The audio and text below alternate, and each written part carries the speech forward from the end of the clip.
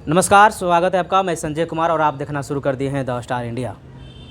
लगातार आपने देख रहे हैं किस तरीके से बिहार के 38 जिला में वहां के आंगनबाड़ी सेविका और सहायिका के द्वारा सरकार के समक्ष धरना प्रदर्शन चालू किया गया है और धरना प्रदर्शन के दौरान उनका यही मांग है कि सरकार जो हमारा मानदेय है उसमें दोगुना बढ़ोतरी करे। इसी पर बात करने के लिए हमारे साथ आज विशेष व्यक्ति मौजूद हैं, इंजीनियर राजकुमार पासवान, जिनका बिहार की राजनीति में कहीं ना कहीं एक चेहरा उभरता हुआ है, जो कि लेकर बात करेंगे कि आखिरकार उनकी मांग जायज़ है या फिर क्या कुछ सरकार को करना चाहिए। आपका बहुत बहुत स्वागत है द स्टार इंडिया में। जी नमस्कार संजय जी।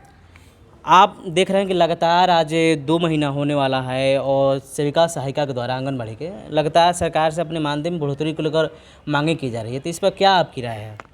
देखिए, आपको बता दूं कि बिहार सरकार लगातार हर एक मामले में वो पहल कर रही है, लोगों का ग्रीवांस सुन रही है और ख़ास करके बिहार के सम्माननीय मुख्यमंत्री नीतीश कुमार जी ने सेविकाओं को, आशा बहनों को और ये आंगनबाड़ी बहनें हैं, उन बहन बेटियों को बहुत बड़े स्केल पे, बड़े संख्या पे उन्होंने बहाली किया। लेकिन अब जो समस्या आ गई है महंगाई की, समझे, और जितनी उनको मानदेय मिलता है उसमें उनकी गुजारा नहीं हो पा रही है। तो बिहार सरकार को गंभीरता से इसमें विचार करना होगा कि समान काम का समान वेतन मिलना चाहिए, क्योंकि भारत के संविधान आर्टिकल 14 और भारत के संविधान 39D में ये प्रावधान है कि एक तो 14 में समानता का अधिकार हो गया और 39D में जो है कि equal pay, equal work equal pay, समान काम समान वेतन। तो भैया जब ये प्रोविज़न है तो बिहार सरकार को उदारता से ये इसकी पहल करनी चाहिए और बिहार के सम्माननीय मुख्यमंत्री इसमें बहुत आगे हैं। आपको बता दूं, शिक्षकों के साथ जो शिक्षक लोग जो लगातार डेमोन्स्ट्रेशन कर रहे थे, सरकार के खिलाफ बातें कर रही थी, तो वही मुख्यमंत्री हैं कि जो शिक्षक लोग सड़कों पे थे, समान काम का समान वेतन की बात करते थे। आज देखिए शिक्षकों का कितना, अब क्रीम शिक्षक लोग आना शुरू हो गए बीपीएससी के द्वारा। अब बहुत बड़े स्केल पे बहाली हो रही है। तो जो बहन बेटियां लोग 2 महीने से धरना पे बैठी हुई है, वो बहन बेटियों को मैं इतना जरूर कहूंगा आपके चैनल के माध्यम से कि आपको दुखी होने की जरूरत नहीं है, आपको असहाय होने की जरूरत नहीं है। बिहार में आपके गार्जियन सम्माननीय मुख्यमंत्री जी बैठे हुए हैं और वही जब लाए हैं वो तो जरूर आपको गले लगाएंगे और हमको पूरा उम्मीद है कि इनको समान काम का समान वेतन, ये लोकसभा चुनाव, विधानसभा चुनाव से। लेकिन केंद्र में बैठा हुआ जो सरकार है, ये जुमलेबाजों की सरकार, भारतीय जनता पार्टी का मतलब ही होता है बड़का झूठा पार्टी, बड़का जुमला पार्टी, भारत जलाओ पार्टी। तो ये क्या कर रहे हैं कि जहां जहां गैर भाजपाई सरकार है ना, वहां वहां वो हर एक टुकड़ों, मतलब कि हर एक विंग को, शिक्षक हो, डॉक्टर हो और भी बुद्धिजीवी हो, व्यापारी हो, चाहे छात्र हो छात्र हो चाहे व्यापारी हो, उन सबको तोड़ तोड़ करके और कहीं ना कहीं सरकार को बदनाम करने की साजिश कर रहे हैं ये। लेकिन इस मंशा में ये भारतीय जनता पार्टी के लोग सफल नहीं हो सकते। बिहार में आपको बता दूं कि नीतीश कुमार सभी का मान सम्मान रख रहे हैं और ये मुझे पूरा उम्मीद है कि बहन बेटियों को भी समान काम का समान वेतन मिलेगा। लेकिन आपने तो जिस तरीके से बात को कहा, लेकिन जैसे ही आंगनबाड़ी सेविका सहायिका पटना पहुंचती है वैसे उन पर वाटर कैनल्स और पुलिस कार्रवाइयाँ का प्रयोग किया जाता है। जैसे कि तेजस्वी प्रसाद यादव को 9 नवंबर को जन्मदिन था, उस दिन उन लोग गिफ्ट लेने के लिए गई थी, लेकिन तेजस्वी प्रसाद यादव तो मुलाकात तक भी नहीं की है। देखिए, शिक्षक बिहार के हों चाहे आशा बहनें हो, कहीं न कहीं उनके जो नेतृत्व करता है, जो नेतृत्व करता है, कहीं न कहीं आप देखेंगे कि भारतीय जनता पार्टी के शीर्ष नेताओं के साथ जुड़े हुए हैं। उनके इशारों पे सरकार के खिलाफ काम कर रहे हैं। तो उसी तरह से, और एक चीज़ आपको बता दूं कि नीतीश कुमार जी का जो इंटेलिजेंस ब्यूरो है, एजेंसियां हैं, और ये नीतीश कुमार जी का जो IB CBI है, वो तुरंत रिपोर्टिंग देते हैं। अब शाम मोबाइल का पूरा डिटेल्स होता है कि ये कौन सा संगठन का और शिक्षक का कि आशा बहने का कि चिकित्सक प्रकोष्ठ का, जो भी लोग सड़कों पे आ रहे हैं वो किसके संपर्क में हैं। अच्छा। ये सारी रिपोर्टिंग होती है। लेकिन बिहार के मुख्यमंत्री नीतीश कुमार जी सभी को मान सम्मान दिया है। हमको पूरा उम्मीद है कि आशा बहनों को भी, हाँ लाठीचार्ज हुए, बड़ा दुखद घटना है कि खास करके बेटियों पे लाठी नहीं बरसाया जाना चाहिए, क्योंकि ये शांति स्वभाव की, सद्भाव की ये रूप में होते हैं। ये लोग लड़ाई झगड़ा और आंदोलनकारी नहीं होती है बेटियां। तो इसलिए हम यही कहेंगे कि भाई तेजस्वी यादव जी और हमारे पिता तुल्य गार्जियन स्वरूप बिहार के सम्मानीय मुख्यमंत्री नीतीश कुमार जी, जब भारत के संविधान आर्टिकल 14 और 39D में समाहित है ये चीज़ें, तो इनके अधिकारों को आप दीजिए, इनके मांगों को पूरा कीजिए। हम यही आपके चैनल के माध्यम से कहना चाहेंगे आशा बहनों के हित में, क्योंकि हमारे भी वैशाली जिला में और बिहार के तमाम जिला में जो आशा बहनों के साथ दिक्कत है, आंगनबाड़ी बेटियों के साथ दिक्कत है, बहनों के साथ और भी सब है, तो बहुत बुरा दयनीय स्थिति है साहब। और इनके लिए मैं लगातार आवाज़ उठाता रहा हूँ, इन लोग के लिए लगातार लाठी खाया हूँ। वैशाली जिला में भी शिक्षकों के लिए, पटना में मैं लाठी खाया हूँ, मैं वैशाली में भी साथ दिया हूँ मैं। तो जब वही लोग सुरक्षित नहीं रहेंगे तो ऐसी राजनीति करके हम क्या करेंगे। जी, तो वही सर, जैसे कि आपने आंगनबाड़ी सेविका और सहायिका को देखा, तो इन लोग का सीधे तौर पर कहना है कि यदि सरकार नहीं करती है तो सरकार गिराने तक भी ये लोग जरूर।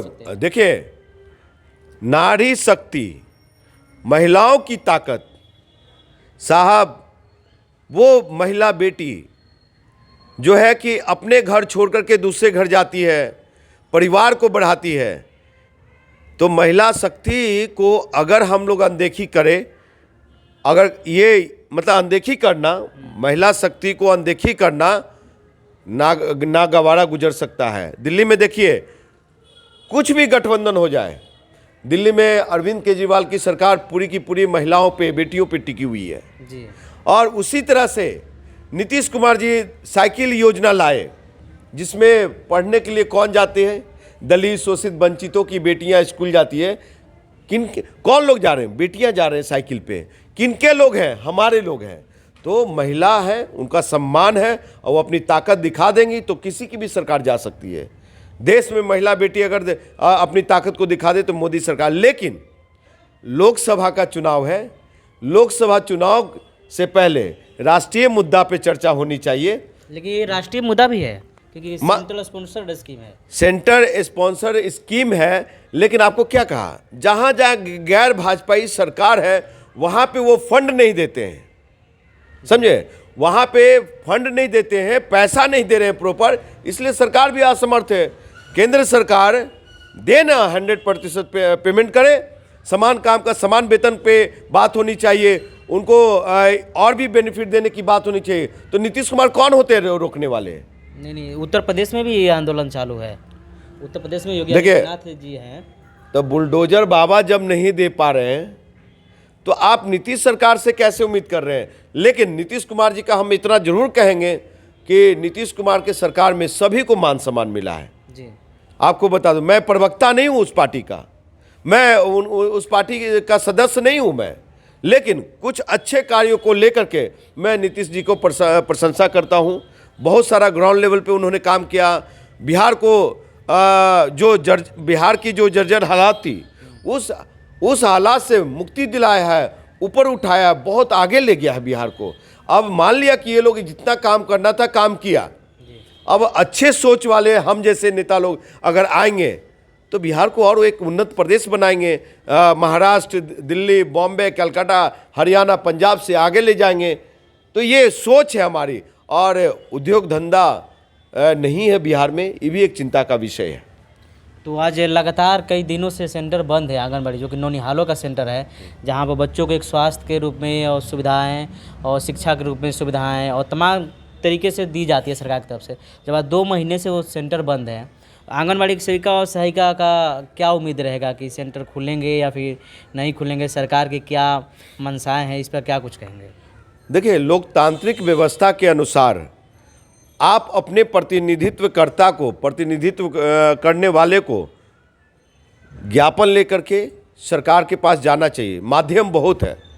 अब सड़कों पे आकर के ही सरकार की बदनामी करना, सरकार को अपने आगे झुकाने की, और लोकतंत्र में सब लोग आज़ाद हैं, अपने तरीके से डेमोन्स्ट्रेशन कर सकते हैं, लेकिन अपने प्रतिनिधि को भेज करके बहुत सारे हैं जो कि नीतीश कुमार जी से डायरेक्ट मिल सकते हैं, वहाँ पे संवाद कर सकते हैं आप।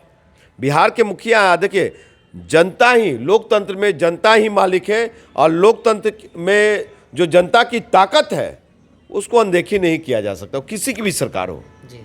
तो इसलिए सेविका बहन बेटियों को, आंगनबाड़ी बहन बेटियों को, सभी को मैं आश्वासन देता हूँ, आश्वस्त करता हूँ कि 2025 के विधानसभा चुनाव से पहले, 24 लोकसभा चुनाव नहीं, विधानसभा चुनाव से पहले आपकी समस्या दूर होगी, ये इतना मुझे पूर्ण विश्वास है। यानी पूरे आंगनबाड़ी सेविका सहायिका का आप आश्वस्त कर रहे हैं कि नीतीश कुमार आपके पक्ष में फैसला लेने जा रही है। जी हाँ, बिल्कुल उनके पक्ष में फैसला लेने जा रही है। जिस तरह से ताबड़तोड़ फैसला लिया जा रहा है, और विधानसभा में आप देखिए रिजोल्यूशन ला करके पास किया जा रहा है सब चीज़ें, तो सेविका बहन को क्यों वो अनदेखी करेंगे भाई?